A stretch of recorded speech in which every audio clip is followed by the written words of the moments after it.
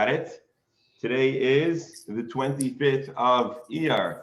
Means we're on the way to the month of Sivan. It means that we're on the way to the holiday of Shavuos. What is it, 10 days till Shavuos? And so that's, of course, exciting news. It means that we're on the 40th day of the Omer now. 40th? Did I miscount? 40th, yeah. 40th day of the Omer, which is also pretty cool. And it's the 7th of May. Denial of the fact that it's May has now concluded. So as we just finished recapping yesterday's Gemara all about tradesmen and how they view their wares, if they are willing to use them aside for in the process of selling them. And I explained I reviewed that we found a Mishnah that expressed a similar debate to the Gemara's discussion. And then we looked at the very end of yesterday's discussion at the Code of Jewish Law, or actually at the Shulchan Aruch Harav, the Shulchan Aruch of the Balatanya, where he clearly brings down the two items of yesterday's discussion. He brings down hides and appears to determine that they are not muksa. And then again, I'm oversimplifying it. And then when it comes to boards of wood, which we proposed yesterday might be used in is it charcuterie? Where's Mr. Rubin when we need him? In a charcuterie board or some other kind of use. Well, the salesperson or the manufacturer is not going to want to have it used because those items can be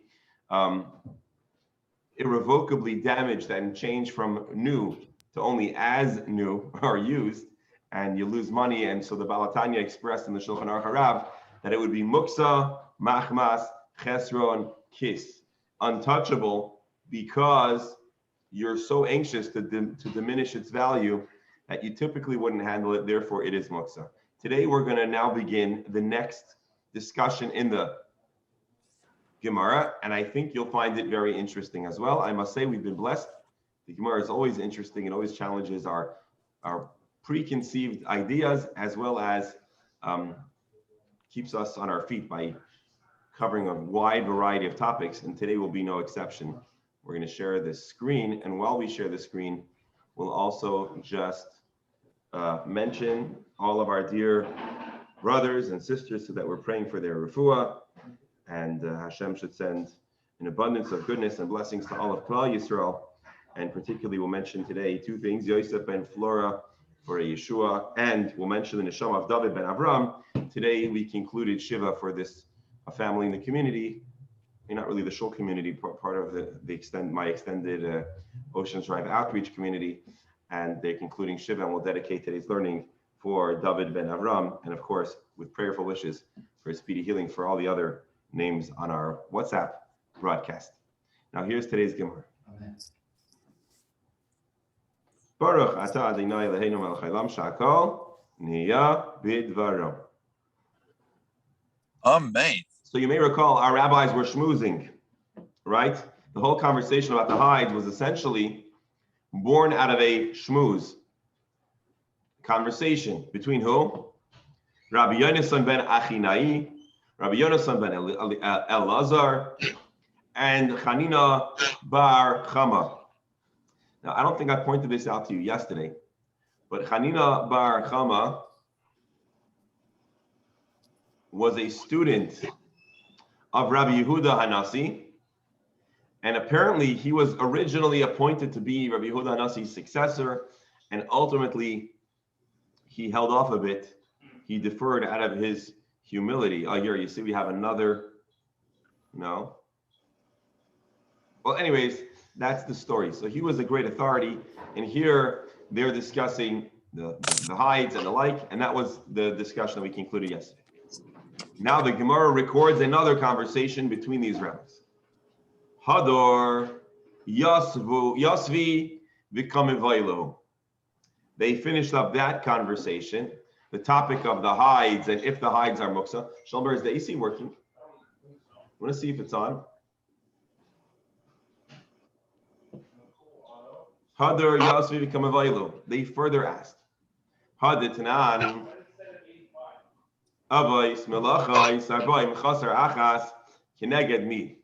So this is, I'd say, what we might call a macro discussion.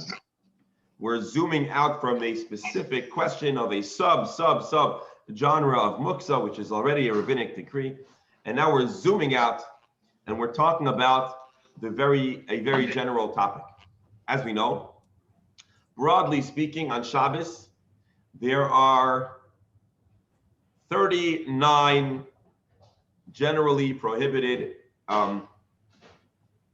malachos, work-related items, or really work is maybe the wrong translation, labor, prohibited activities. So again, here's the question. Haditnan, we learned in a Mishnah in our Gemara, but it's going to be in a little while. Avot melachot arba'im chasar achat. How many categories of melacha are there? 40 minus 1. And yes, you're wondering, this is a funny way to talk, 40 minus 1, but we'll discuss that when the Gemara has its primary discussion on this Mishnah that talks about the 40 different malachos.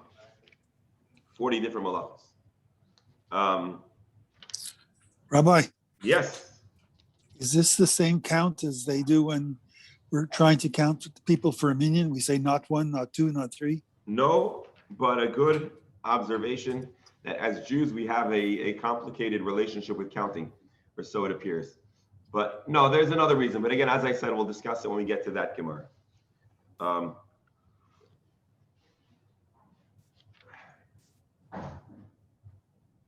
Because it's a long discussion on page 73a, Ayin Gimel Amud Aleph, chapter called Klal Gadol. And there we'll discuss this at length, why they use this phraseology. But actually, I heard an interesting, maybe I shared this recently.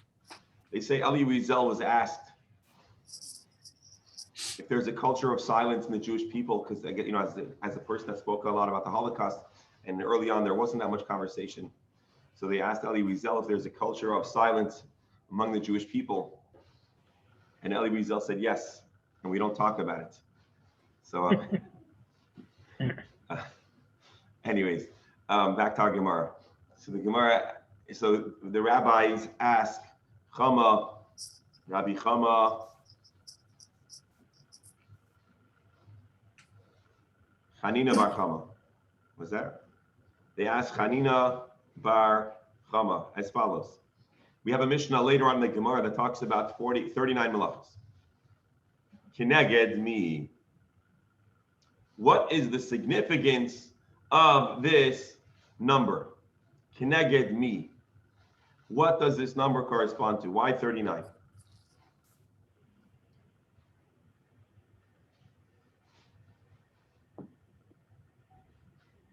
How do we get to this number? And the reason why this is actually a good question, you might say, Rabbi, Bist Mishoga, we know there are 39 classifications of work that are prohibited. But in truth, there is a small degree of creativity in the sense that many of the malachis are very similar, and we could have been more inclusive, or we could have broken them down even more specifically. So why did the Chazal, and really why did Eibishter and Moshe Rabbeinu, when giving the Torah and the oral tradition, why do we use this number? Amar Lahu, Rabbi Chanina bar Chama. So Rabbi Chanina bar Chama answered an answer that all of us know very well. Kineged avodah samishkan. These 39 malachis are inferred and extrapolated from the work, the items that were necessary to be done in the Mishkan. Rashi, all of the prohibited labors, the actions that are prohibited on Shabbos, that are elaborated in the chapter called Klal Gadol, which again, as I told you, will be there soon enough. All those acts were acts that were necessary in the construction or management of the Mishkan. And Rashi right away reminds us, Parshas Shabbos Nismacha, the Parshas Maleches HaMishkan, Lilmod Heimenu. And as you may know, the Torah juxtaposes the discussion of creating the Mishkan or precedes it with the laws of Shabbos to remind us that all the actions done in the Mishkan are prohibited on Shabbos. So, in the most literal way, when it says Keneged Mi, it means what is the source of the malachas? Right? How do we know? And so Chanina Bar Chama answers, we know it because they are extrapolated from the Mishnah. Excuse me. Amar Lahu, Rabbi Yonasan, Rabbi Lazar. Remember, we had two Rabbi Yonasans who were schmoozing, conversing in Torah with Chanina Bar Chama. So Rabbi Yochanan and Rabbi Elazar said as follows: Kach Amar Rabbi Shimon ben Rabbi Yossi ben Lo Konya. Thus said Rabbi Shimon, son of Rabbi Yossi, son of Lakonia. A different answer. How do we get 39? Where does the number 39 come from? Kineged Melacha, Melachtoi, Meleches, Shabbatayr. This number is because of the number of times the following words are used in the Torah. Melacha, Melachto, Meleches. All of the variations of the word Melacha are employed in the Torah 39 times. Now, let's look at Rabbi Steinsaltz, who does a good job explaining what's going on over here. All types of labors or labor that were performed in the Mishkan are considered primary categories, an Av Melach. I said this to you from Rashi, but let's hear Rabbi Steinsaltz. However, other labors, even if they are significant, are not enumerated among the primary categories. They become some categories, since they were not performed in the tabernacle. So basically, why 39? Why is it divided or organized as such? Why were certain acts that are prohibited not considered primary Av Melacha? So Rabbi Chanina Bar Chama explains that it has to do with the activities that are prohibited in the activities that were involved in the construction and management of the Mishnah. And then Rabbi Yonasan pipes up and says, I've got another theory. I've got another explanation. It has to do with the number of times the word melacha appears. Now, what I want you to think about, maybe I'm not sure if I'll give an answer, but I want you to think about if there's any substantive distinction. Is there a distinction of substance between Rabbi Shimon ben Rabbi Yossi ben Lakonya's explanation and Rabbi Chanina Bar Chama? I'm not saying the answer is absolute, but I love you to think about that. Shabbat Torah, Sheksuva b'chol HaTorah, v'hachi kamakra, lo taseh kol milacha. Don't do. Do you recognize this verse? It comes up. We say it in Kiddush. Lo taseh kol milacha. It comes from a very famous passage in the Torah. Are you familiar with it? It's from the Ten Commandments, right? Lo taseh kol milacha. So, lo taseh kol milacha. Rashi explains, don't do kol milacha. Don't do every milacha. Kiminyan kol milacha shabbatar. So this is a little bit more of a stretched reading, but the way Rashi explains it, the way Rabbi Shimon is saying it, you know what's restricted? The number of times that we have the word milacha. Those are 39 prohibited activities. So I would say certainly, number one, Rabbi Chanina Bar Chama's answer is more conventional. It's more prevalent. It's more of the mainstream. It makes more sense. I don't want to use the word makes more sense, but it is more instructive. Because indeed, how do we know otherwise what the malachot are? If we have a formula, observe the Mishkan's construction and extrapolate, that's something that we can do. But we could also read it that they're not really arguing. Maybe he's saying in addition to everything we had to do, the word malacha appears 39 times. That is correct. These can be complementary. These could be complementary teachings because one is the source of what the malacha is, and the other one is the source of the number. So it is absolutely possible, at least the way I see it, that they could be complementary. Give me just 1 second.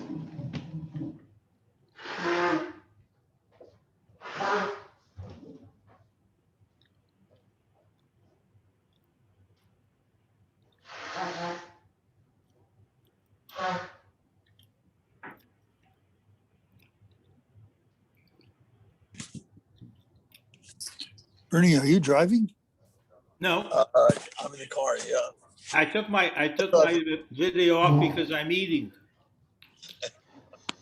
All right.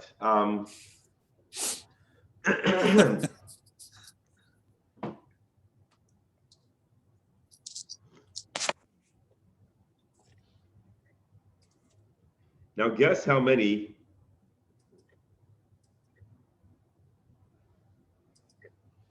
You know, the conversation is just getting started. It's going to get really interesting.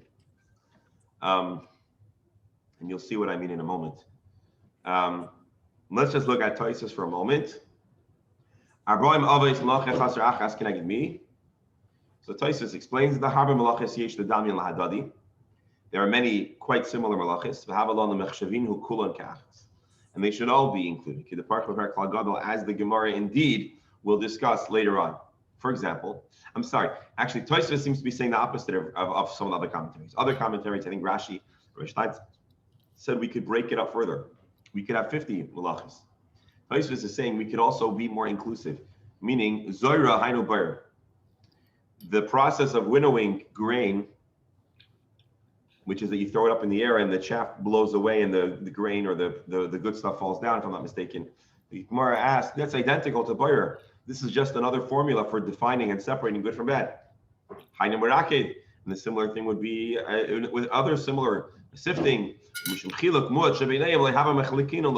And in theory, they're so similar that we didn't need to make separate divisions, separate categories of malach.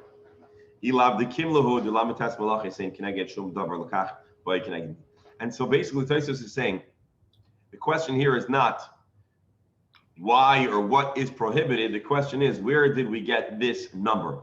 And I suppose the answer that Tosfos would see in the Gemara is very simple. Because in the creation of the Mishkan, we had to sort good from bad, and there had to be winnowing, and there had to be sifting, and each of them were separate acts. Therefore, they get more airtime, and they get chashava airtime because they were actually part of the Mishkan's construction.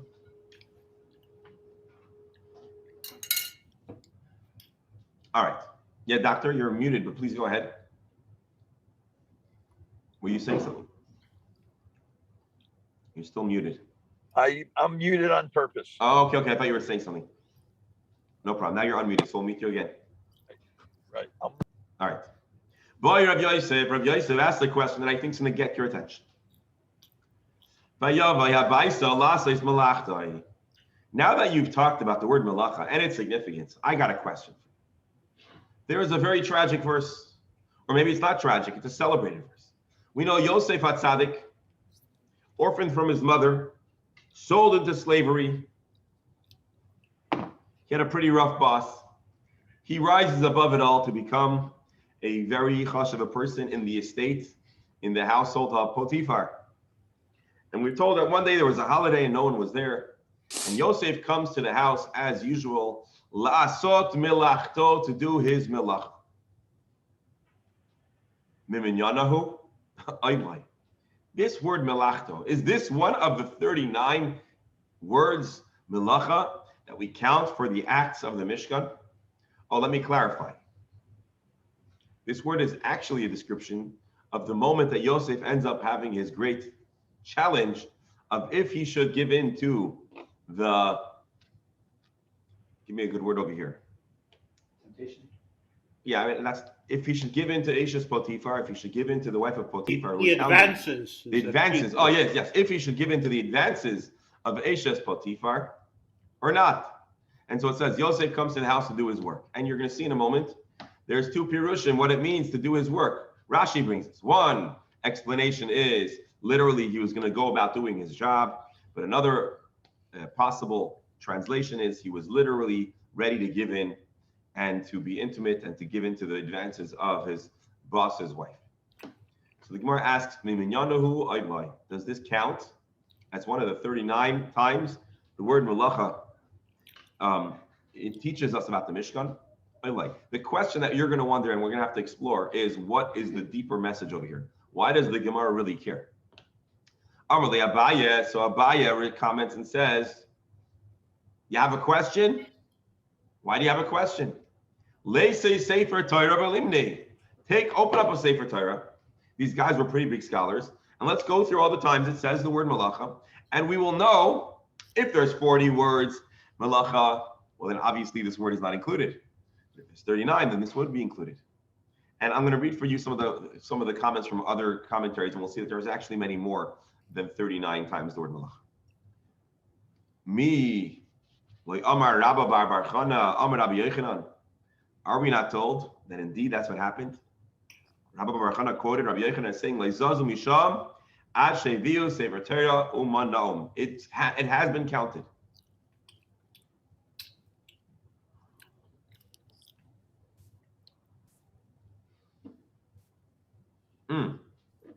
I'm sorry, I miss. Okay, let me re-explain this. Abaye says, "Why don't you bring a Sefer Torah and count it?" And then he says, "We have a precedent with another question." This is a question in Parsha Shmini, and this is brought in the Gemara. Let's see if I can remember. We'll just look if Rabbi Steinsaltz gives us. No, he doesn't give us either. This is found in. Tell you in a second. All right, it's in Kiddushin. The Gemara in Kiddushin asks about the middle of the Torah, and it's in Parsha Shmini, Kol Holech Al Gachon. That ends up being the middle of the Torah, and there was a question if it's the first half of the Torah, the second half of the Torah, and Sorry, go. Sorry. And they brought a Torah, they counted, and they figured it out. It's in the laws of kosher. In the end of Parsha Shmini. Omar Lei, so Rav Yosef tells Abaya we can't count it because, as I just mentioned, and as we'll see, really there are more than 39 words malacha. The question is simply which of those 39 words are going to be incorporated and which ones not. And here is the real question. Ki kavesapkali. Here was my challenge. Here is my question. Mishum dichsiv dehamalacha haisadayam. It says that the work was too much. Mimin yanahu.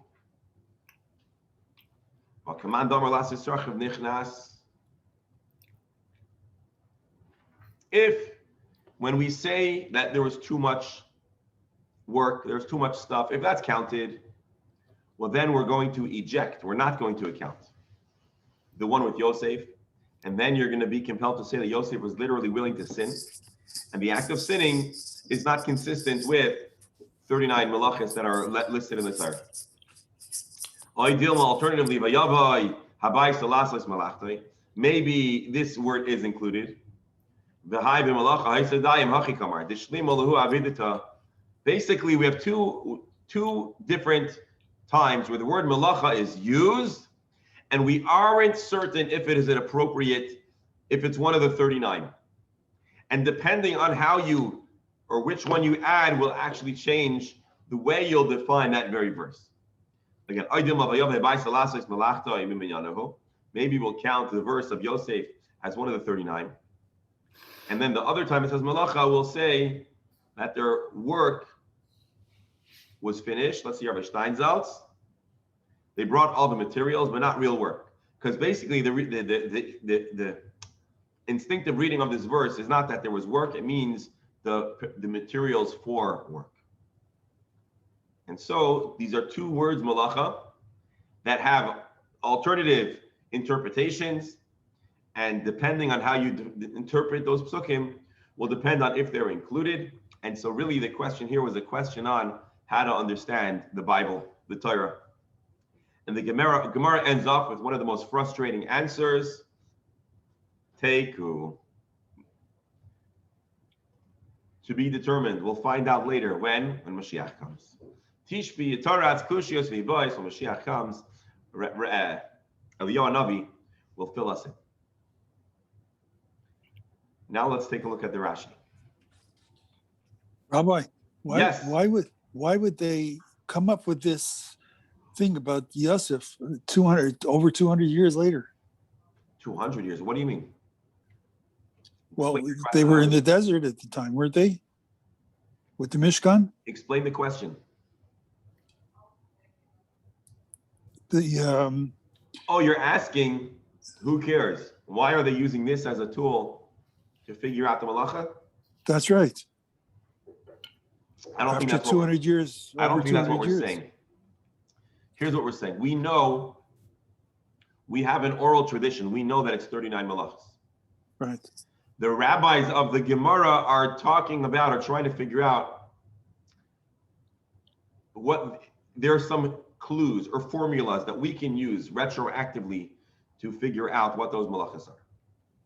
One of the formulas used is 39 times that it says malacha. That's a fact. The Torah has the word malacha 39 times with the context or meaning of work, and that is an allusion or a clue to the 39 malacha, 39 different works. Our question is, okay, now that we have this teaching that there's 39 times that the word malacha refers to malacha, to work, we want to know what word that it sounds like malacha is excluded. And there's two contenders. And basically, if one works, the other can't. And so therefore, based on which verse is included will depend how you interpret that verse. So it's not as if, hold on, it's not as if nobody knows. And now depending on, we're going to use that verse to teach us about malacha. Everything in the Torah is perfectly balanced and structured. And so if the interpretation of Yosef doing his work was literally to go to work, then that would be one of the 39. If not. Rebel, go ahead, please. So I have two questions. First of all, the word malacha also is used for prayer, for service for Hashem. Where? Not Where? only labor. Biblically? Secondly, Hold on. No. I need you to support that statement. Where in the Bible? now we use it today only. We use the word avodas Hashem, serving Hashem. That word avoida, I don't recall the word malacha. Okay, so my second question is the work on the Mishkan.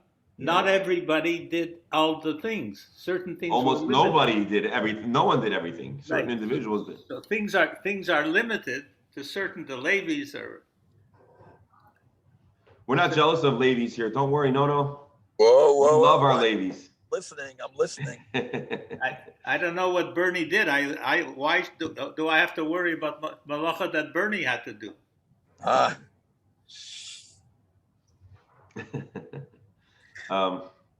Actually, I think the Israelites built the Mishkan, right? Because who are the two chiefs? Bezalel from Shevet Yehuda and Aliyah from Shevet Dan. So all of us can feel part of the construction of the Mishkan. Who officiates, that's another story. That's where our Leviim and our Kohanim come in high demand. All right. So Rashi alludes to a question you might be wondering. Okay, so there's two words malacha, and we're not sure one has to be excluded, one can't. Well, you know what? Just use them both and say there's 40 malachas. So Rashi says, no, it's very simple. And this actually, Alan, our Kohen Gadol, you should feel very good because I believe Rashi is answering your question, which means that you're asked a good question. Rashi says, "V'im mininon letarvayu." Should we decide to count both of them? Then there would be 40. And from the fact that we have already a Mishnah that says 39, it's obvious there's got to be one that's not counted. And there's two words in the Torah that the word malacha is used, and it's possible that the interpretation is not to work in the context of Shabbos work or Mishkan work. And we don't know which one is excluded. And this was the question. Does it mean there was enough workers or work? The workers were doing all the work. Not more, not less.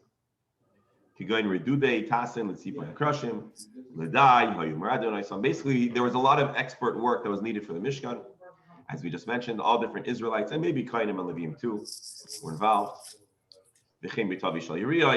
Even women were, by the way, involved in the construction of the Mishkan, right? They were doing a lot of the fine labor of producing the threads and the weaving. By Lasis Malacho, the Mapik and Messiah Madamar Besachasai, the last Strach and Nicholas Lishkavima, El Shnir, so the Muslim. So Rashi tells us the whole story of Yosef.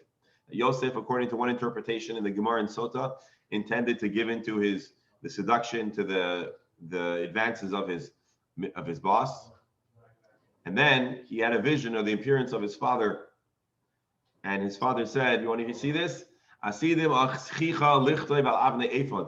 Many days, many generations later, there's going to be a high priest. And on the high priest, there's going to be a breastplate with stones. And each of your brothers will have a stone representing them. Would you like your name to be deleted, erased, removed from your brothers' names, or not? And therefore Yosef gave in. I saw a pshat that says that Yosef saw a reflection of himself. And he, being the son of his father, looked like his father. And so seeing the reflection of himself reminded himself of where he came from and who his father was. And I think that's a very deep and powerful pshat. Okay, anyways, Rashi says 39, it's obvious there's 39. The question is which one is deleted, which one is excluded, and which one is included.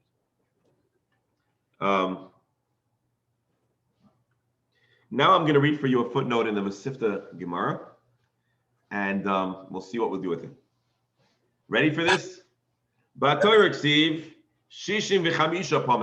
truth, there are actually 65 times that the word malacha is used. With different manifestations of the word.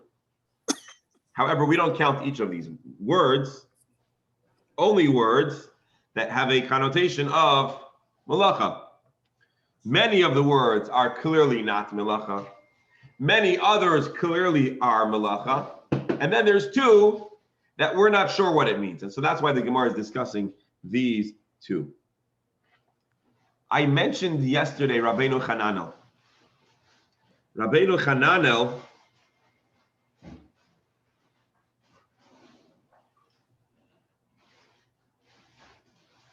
gives us a formula to figure out which words of melacha count and which ones don't count.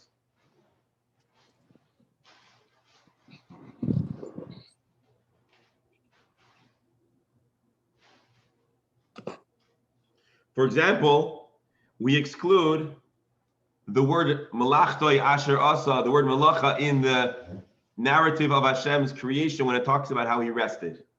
Right? We have the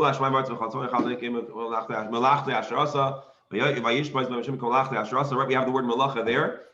So Rabbeinu Hananel says those words malacha are excluded. Why? Because Hashem's creation, although Shabbos is inferred from Hashem's creation, it's not a good comparison because the way Hashem creates and the way us human beings create are very different. And then another 6 times where it says La Sota Tavalacha. Anyways, basically there's a breakdown, there's a formula, there's a science to the madness, not the madness, there's a science to this story. All right, ready to continue?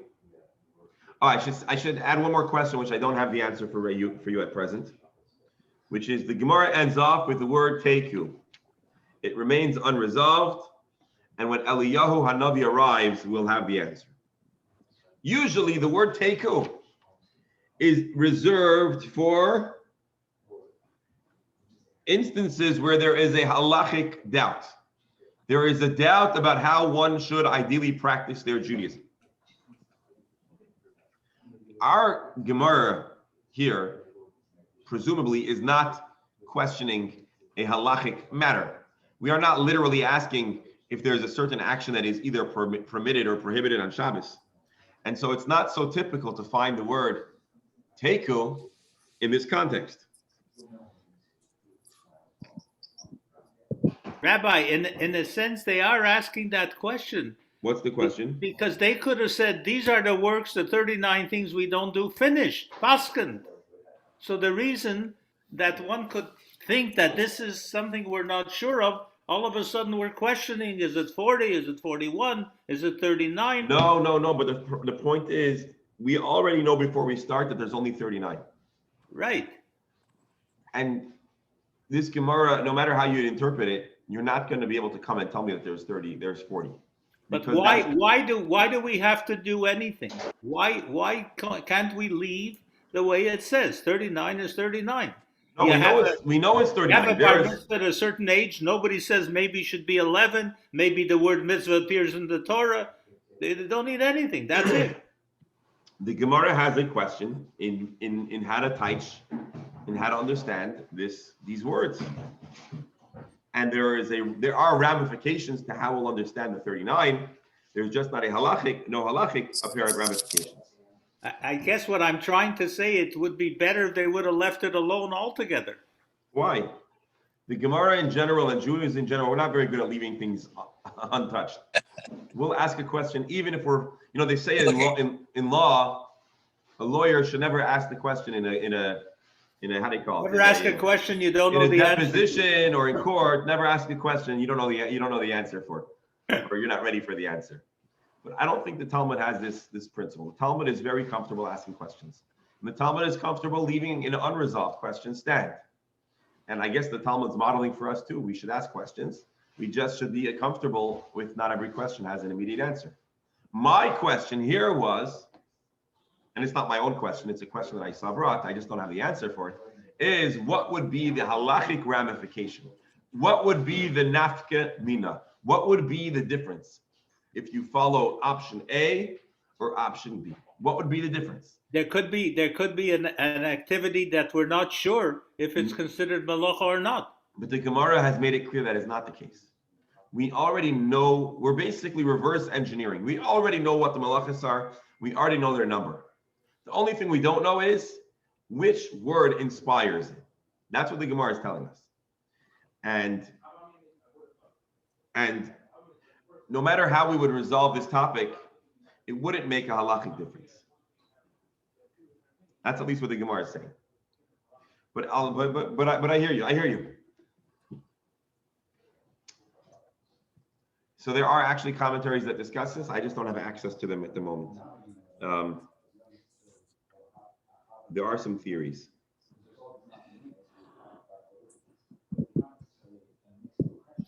I think I mentioned that the wonderful word from Rabbi Sachs on the Seder for the cup of Eliyahu, that we're hoping he will come to solve the questions under Teku. Right. At the Seder. Right. So one of the questions is about the number of cups. One of the reasons for the cup. Yes. Interesting. I never heard that word for the cup.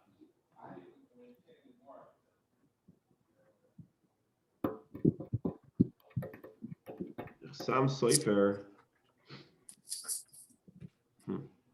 All right. We'll have to find. Let's do this. All right. Let's continue a little further. But an interesting question. Again, what was the Gemara's question? We know there's 39 malachas, two theories, two possible reasons where we infer that number, either because there were 39 malachas in the Mishkan, or because the word malacha, that means malacha, meaning labor, appears 39 times in the Torah. We have two words that their interpretation is ambiguous. And the Gemara wants to know which one means labor and which one means something else. And if you take one, you got to reject the other. If you take the other, you got to reject the other. And Rashi reminds us of the Gemara Sota again about Yosef HaTzadik and if he was intending to sin or not. And that's this. Okay. Tanya, we have a brisa that supports Command Amar Keneged Avodas HaMishkan, that supports that we got 39 because of the different activities in the Mishkan. What's the source? The Tanya, the brisa says as follows. Ein chayavin ella al malacha shekayotze b'hoisa b'mishkan. One is only liable for desecrating Shabbos if they have done a melacha, which has a similar activity in the Mishkan. What are those? Haim zoru. The Israelites planted or sowed. Atem lo sizru. You mustn't, therefore, on Shabbos, plant or sow seeds. Haim katzru. In the construction of the Mishkan, they harvested, they cut down. The atem lo tiktzeru, and therefore you mustn't cut down, you mustn't harvest. professional word, reaped. Now, you'll ask a question, in the Mishkan, were they actually harvesting grain, right? The word kitzira and zriya, sowing and reaping, is primarily employed with grain. What part of the tabernacle was made out of wheat? Anybody want to answer this klotz kasha? This is a question that when we give the answer, the question becomes very simple. But it's a good question. Anybody want to explain where Maybe. Maybe they Sorry, go ahead, doctor. maybe they had to do the kabbanas. Maybe they needed kindling, and maybe dried wheat stalks could be used as kindling. Just a crazy idea. Okay. So, doctor, your answer is dependent on a machlokes that's brought if the 39 malachas were all only in the construction of the Mishkan or in the management of the Mishkan. I kept on mentioning construction and management. There's actually a machlokes. There are those that say it was exclusively in the construction. But certainly in the management of the Mishkan, there was a need for grain. But I'm going to give you the answer that Rashi gives. And we're going to appreciate Rashi's words now because of this klotz kasha. Where were they sowing and reaping? What kind of vegetation was needed in the creation of the Mishkan? Litzvoya tcheles, to dye the different colored threads, the oiros elim, and the colorful hides, v'tachanu v'lashu nami simonin litzvoya. And when the Gemara describes that they were grinding and kneading, which all sounds like and means the production of bread, it's actually describing how the pigments were pounded and then mixed with water. I suppose with a pestle, is that the right tool to grind these? More on pestle. The oifa, and when it talks about baking, this is actually talking about bishul simonim, the cooking of the pigment. The pigments many times would need to be cooked to bind the pigment with I don't know if it's the liquid or whatever other materials were mixed into it. So in truth, although we talk about the malachas of Shabbos in the context of creating bread, in their origin, it was not about bread. It was mostly about creating pigment. Ella, the nakat sidura de pas. The Talmud chose to present those very prohibited activities with the words and within the context of creating bread. Because bread, of course, is creating bread, is the most essential activity that mankind must engage in since the onset of agriculture, right? And so the Talmud, the Mishnah chooses to convey those prohibited activities within the most familiar process, the process of creating bread. However, in its origin, it was actually about cooking, harvesting, planting, and cutting the plants that are used for pigment for dye. So I think this is a very important Rashi. It's reminding us of a very fundamental truth about how we could infer prohibited activities from the Mishkan. And I would call it maybe a klotz kasha, but until we see Rashi's explanation, a big crisis that we need resolved. So highlight this Rashi, print it out, and put a magnet on it and put it on your refrigerator, as long as we're learning the laws of Shabbos. All right. Oh, but let's get back to what we're talking about. Our Gemara is bringing a brisa, that's going to prove that the origin of 39 is from the activities of the Mishkan. The brisa says, they planted, don't plant. They reap, don't reap. We're not done yet. Hey, hello, esakrashim mikarkal agala. They loaded and offloaded the boards onto wagons that were going to be used in the construction of the Mishkan. Atem loy, listen carefully. Atem loy tachnisu mirshus harabim lirshus hayachid. Therefore, you are not allowed to move an item from one domain to another domain. Because what happened, and I know we discussed this in the very beginning of the Gemara, but it's always good to have a refresher.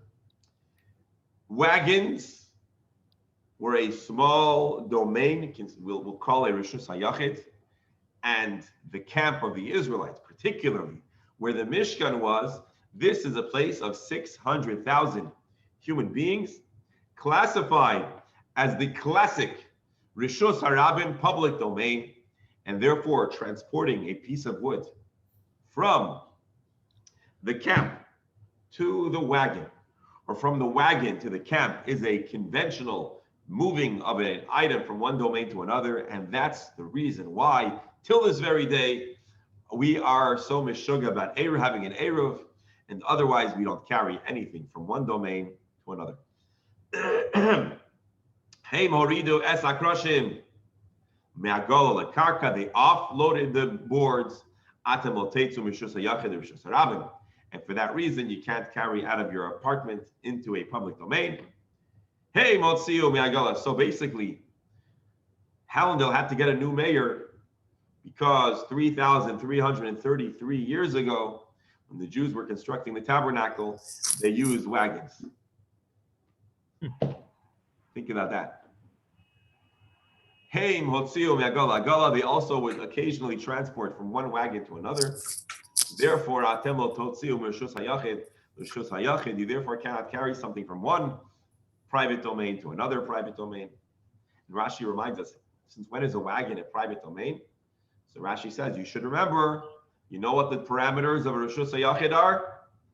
10 tvachim high and 4 wide, or amos wide, I believe, and therefore a wagon, pretty big wagons, would be considered a reshus hayachid. If it was smaller than those parameters, it would be a carmelis, right? A non-reshus hayachid, non-public domain.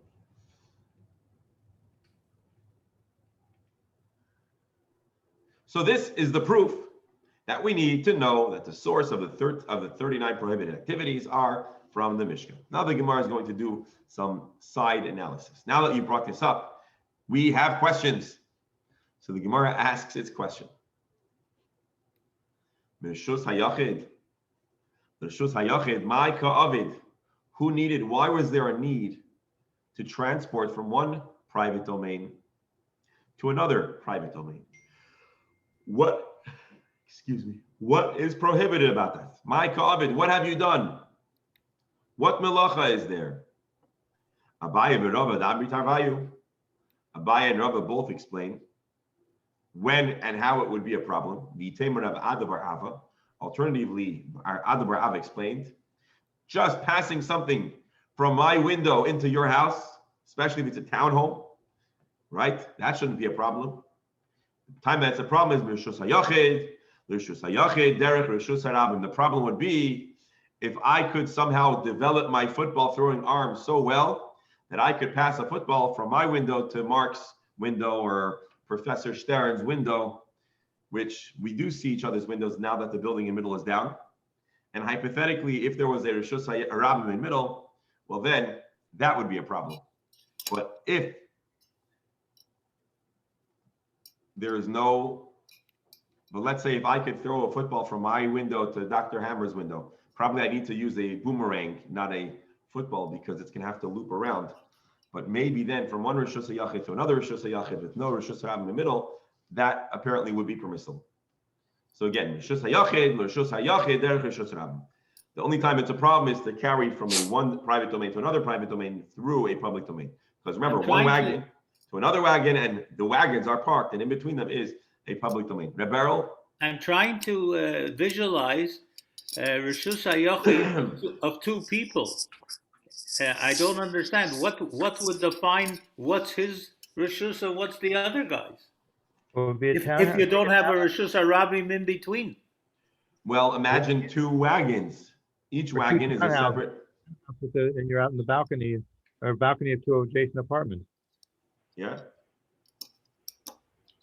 So what becomes the defining between? Well, obviously, Reshus hayachid? then that's there's no Reshus harabim in between them. By the Amos, after the 4 Amos, maybe. Yeah. Well, I'm assuming. Let's assume the balconies are. There's a wall, maybe a wall between two adjacent apartments' balconies. Oh, but if you reach around, then Yep. you're in the Reshus harabim. But no, we learned that if you're above a certain distance above the ground, it doesn't matter. That was, I guess, how the football would actually work. Depends how high you could throw it. Tosfos. Hey, which Tosfos? Tosfos here reminds us of a Tosfos on the very first page of our Gemara, and he points out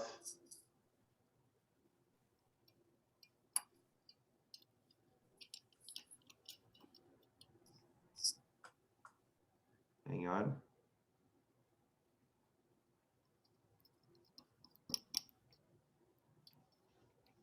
And I'll just show you Tosfos here. Tosfos says that moving from a Rishus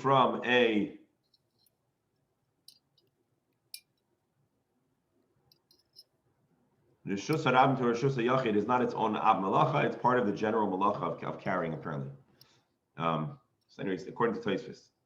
All right, this concludes, my dear friends, this concludes a unit in the Gemara. I would say an interesting distraction from the matters of Hatmana, from the matters of insulation.